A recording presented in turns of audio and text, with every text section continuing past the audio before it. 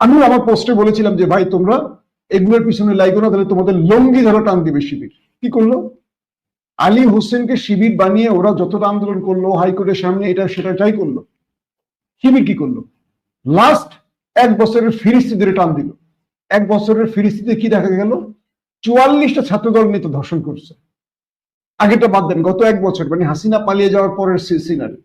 লাভটা কার হলো? শিবিরের না? তুমি এমন কাজ কইরো না যেই কাজে তোমার কাপড় খুলে যায়। শিবির ক্রমান্বয়ে তাদের সাকসেস তুলে ধরেছে, তাদের কি বলবো জনপ্রিয়তা বাড়িয়ে ফেলেছে।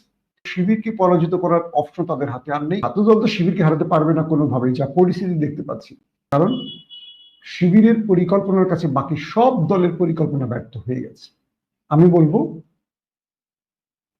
শিবিরের বিকল্পে ফাইট করতে হলে মেধা দিয়ে করতে হবে। গসিপ, গুজব, ফেক আইডি এগুলো দিয়ে সম্ভব নয়।